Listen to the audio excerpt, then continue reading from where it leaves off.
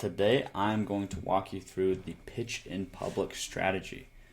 I did not invent this. It's just a strategy that I've seen work and I use it. So I've used this strategy to land clients for myself. I've used this strategy to help my clients land clients, and it works very, very well.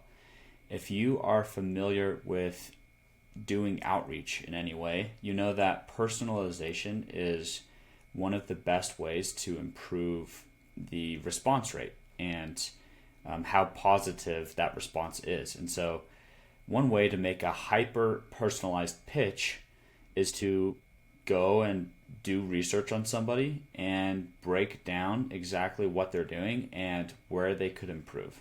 And you can do that in public. If you do that in public, the benefit is the person who you're pitching, obviously, will hopefully see it if you tag them. You don't necessarily have to tag them, but if you do tag them, good chance that they see it. And then second, there's people like your target person that you're pitching who will also likely see it, and that is also very, very powerful. So I'm going to show you two examples. I learn best by looking at real examples of how other people do things. And so that's exactly what I'm going to show you. Instead of just breaking it down step by step, I'll just show you exactly how I did it. And then you can feel free to copy it for your own niche, your own service, and learn from this. So let's start on the left with LinkedIn, and then we'll move over here to Twitter. And by the way, very similar, but there are some nuances. That's why I wanted to point out the differences. I actually did these pitch in publics on both, like this post I'm showing is from LinkedIn, but I also posted this on Twitter. Why not? Okay, so first let's look at the hook. Nathan Barry founded a $300 million company, but he started as a creator. So this first line is a authoritative sentence with big numbers in it. And this is, like, I'm not necessarily giving Nathan a compliment right here, but I'm saying, look, Nathan's legit. But you may not know that he doesn't just like own this software company if you've seen his face before, or owned this big company, but he actually started as a creator. So that's something a lot of people might not know, and I think it was a good hook. Then we have a picture of his face. Cool. So let's scroll down and look at how I did this. Just pull out the highlighter as well. So there's the hook right there. So I start off by making it very positive. He committed to writing 1,000 words per day, getting traffic to his site. He launched several books and products, and he'd actually make 200 to 300K per year just from building in public. And then I have like a little personal thing right here because I actually do have a history with him. I read his blog posts, and his story is what inspired me to commit to writing 500 words a day, which I ended up doing for over 650 days in a row, and it changed my life. So this whole part of the pitch is very complimentary. Then he launched ConvertKit, now Kit, and he never stopped being a creator. Just in the past 2 years, you can see I'm not trying to butter him up too much, but I am stating some facts here and making it very positive because I tagged him and I anticipate he would read it. So I mentioned all of these stats of how he's grown, including some things that a lot of people wouldn't know. So just from me going and reading his blog, I know that he's got all of these different businesses that he's running now. Most people wouldn't know that. And so if he comes in and he reads that and he's like, wow, this guy did his homework. He knows a lot about what I'm up to. And then other people too that are reading this just might find that interesting. And then lastly, he does amazing annual reviews. Would highly recommend checking them out on his site. So a little call to action for people to learn more about him. So here's where I make that pivot. He's clearly doing well in the business and creator front, but with all that said, usually but is a great pivot word when you want to discuss something else. Then I say he's missing out on a ton of followers, subscribers, and customers by not doing these 5 things for his LinkedIn account. I could have said Twitter and LinkedIn. The post would have been too long. And so I just, because I do Twitter and LinkedIn content for creators, business owners, B2B business owners mostly, I could have done both, but actually I'm prioritizing LinkedIn right now anyway. So that's why I chose LinkedIn.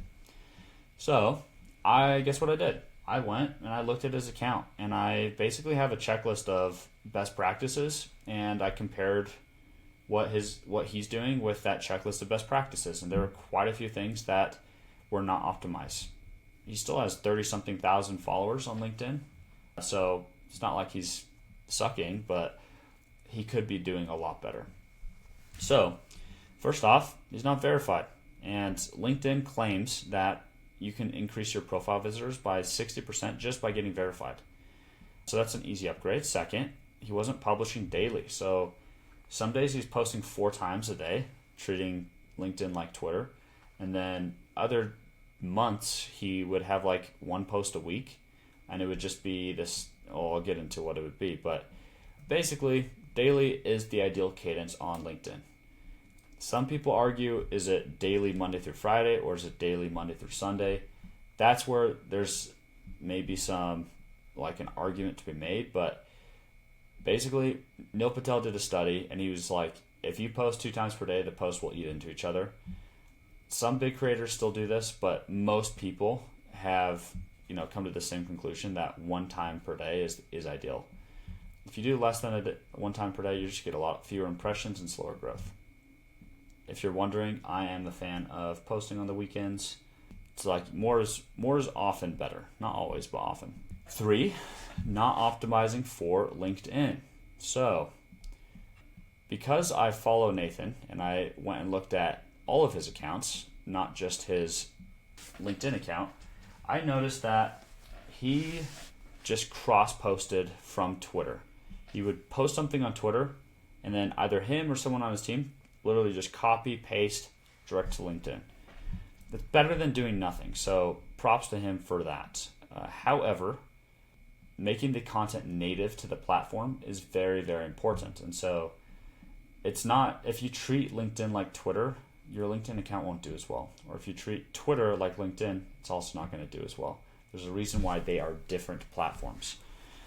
And so one very clear thing that he could do to start to optimize for LinkedIn is just the see more button. So on LinkedIn, you've got 130 characters or so, those first couple of lines before the see more button. And if he just optimized for that with all of his posts, he could probably double his impressions. Like, that's how big of a difference a tiny tweak like that could make.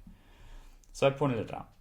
Next, not publishing long form text-based content. So this is actually a really common mistake that I see among big influencers, big creators, is they usually got big on a platform like Instagram or TikTok or YouTube.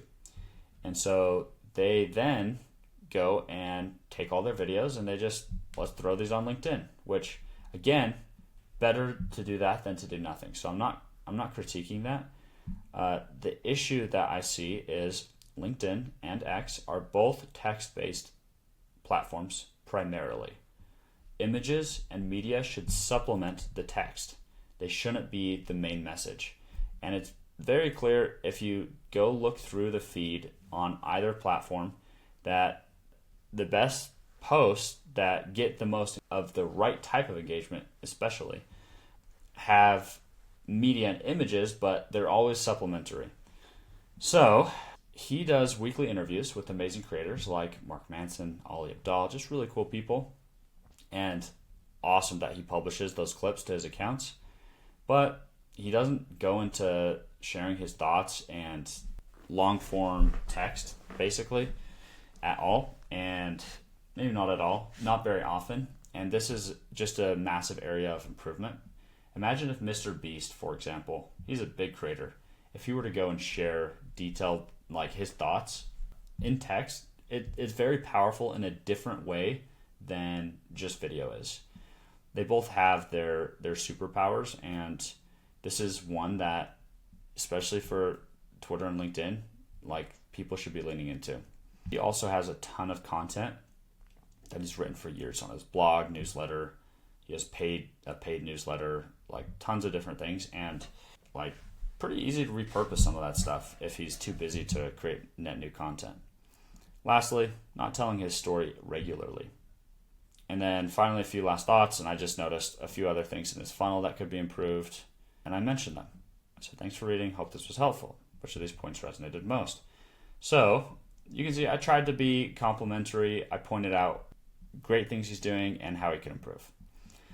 I got someone in the comments who's like, this is a weird sales strategy, to be honest. I'm all for teardowns, audits, and doing what you need to for visibility while selling a service, but directly tagging the person you just audited and without their content or visibility into any of their current marketing strategy is pretty ick and tone deaf. He just crushed a major, dang it, I didn't show this whole screenshot, whatever. He just crushed a major rebrand and whatever, I can't remember what the last thing said. Point was, I think some people relate to this, like, did you really just tag him and like tear down what he's doing? And I didn't mean this as like a, hey, Nathan Barry, here's everything you're doing wrong because you're not very smart and like, I can't believe you're making these mistakes. It was more of a, this is interesting. Go check out Nathan Barry. Like, he's got a lot of cool things going on. Oh, and by the way, I noticed a couple of things you could do to improve. Cheers. That's the attitude. And, by the way, when you do these types of posts or anything that's like you're pitching someone in public, like it's an interesting strategy. Some people will have responses like this, and that's totally fine. One option is you just don't respond at all. Another option is you just do something like this. I just tried to explain like where my heart was, like what my intent of this was. And look, he didn't take it poorly. He's like, what are you talking about? I'm definitely verified on LinkedIn. He went and got verified. So let's go. Gave him some value. Good tips. Thanks. LinkedIn hasn't been a major focus for me, but I'm considering reevaluating that. So I noticed he did go and get verified. He's like, don't know how I missed the check mark by your name. Cool. I think it'll become a great platform for your personal brand plus for Kit. Big wave of creators coming to LinkedIn right now, and you've got a great head start. Something like that. So very cool. Look, he responded to me. Really, really big creator, worth a ton of money. Responded and knows who I am. Okay, so next, let's go to Twitter. All right, so Twitter coming in here. Jay Shetty. So this was a fun one too. So we've got, let me analyze the hook a little bit. Jay Shetty is a social media savant. Did I want to make it sound nice with alliteration? Yes, I did. So we're talking about social media. So I say 50 million followers, very relevant. Best-selling author, also relevant, thought leader. And he's an owner of several businesses, which people may or may not know. And then in this hook, I came in, same kind of approach where I compliment good stuff. But, keyword, he's leaving a lot of followers and cash on the table. If I were lucky enough to be him, here are a few upgrades I'd make. So this is another very complimentary phrase. But I let him know there are some upgrades that could be made. Nice image. And then right here, I've got a GIF. So let's have it go scroll. And basically, one of the big benefits of Twitter is you can see it. So first, let's spot what can be improved. I show the different accounts. Here are 5 ways he could optimize his X account, and I show an example. And then I show an example of what he's doing wrong. And then I go to LinkedIn, and I give 7 things, and I show a picture. So nice thing with Twitter and Twitter threads is that you can use a lot of media. It's harder to do on LinkedIn, but you can give several examples of what you're talking about, separate things out. It's just really flexible in that way. And so that's what I would say is one benefit of Twitter. And if you're on both platforms, like, not that hard to repurpose stuff and use both. So what happened here? Jay Shetty responded, which was cool. And guess what? I created another post about it that did well and got a lot of interest. And I will say that I've landed clients from these. Like, I won't go into any specifics, but pretty cool. Like, this was in the last 2 weeks, and like, it just works. It just works really well. And I think why it works really well, if I were to guess, is you just prove your competence and that you know what you're talking about. Okay, so how does this apply to you? So I don't know who you are. You may be another ghostwriter, a writer that's watching me and figuring out how to use this for yourself. Awesome. Or you may be a B2B business owner, which is the people I try to attract. And so I'm just going to go through a couple of different examples of how I would pitch this for different services. And you'll notice that I don't have the answer here on the right side, so I'm just doing this on the fly. So let's get into it. Fractional CFO or accounting firm. What I would do is, if you're willing to, if you have an ideal person, maybe you've seen someone on Twitter or on LinkedIn or on YouTube, you're like, man, they would be awesome to work with. They talk, maybe there's someone who talks about their company in public, and so you know a little bit about it, like there's actually stuff you can analyze. Or you're just an expert, like you've worked with, let's just get really specific. Let's say there's a business owner that has a plumbing company that does $30 million a year, and they're who you want to work with. And so what you do is, if you don't want to tag them, you could just break down. If I were a plumbing company CFO doing $30 million per year, this is what I anticipate like their problems would be, and how, like, what KPIs we should track and how I would solve those problems. And if you're not doing XYZ, then I would switch it to this. Like, if you're still on cash-based accounting, you should definitely be on accrual. If you haven't hired these people yet, like, it's probably time to hire those people and get more sophisticated. So that's what I would do here, fractional CFO and accounting firm. All right, Facebook ad buyer. So this one would be like, you could call out let's say that you do it for e-com brands. It doesn't really matter. Or you could do it for coaches, but you call out one specific brand and you could tag them and you could say, I just went through their entire funnel, and here's their ad creatives, and here's what I like about their ad creatives, but these are the changes that I would make. They're not testing these types of creatives. Maybe it should be more of like versus ads, or I'm not a Facebook ad buying expert, but I know a lot of it's available in the Facebook ad library. You can see their landing pages, you can see their Facebook ads, you can see how long their Facebook ads have been going, and so you can get an idea of how successful the ads are. You can see how many ads they're testing, and so there's a lot of different variables you could look at publicly and mention how they can improve. For email marketing, also very easy.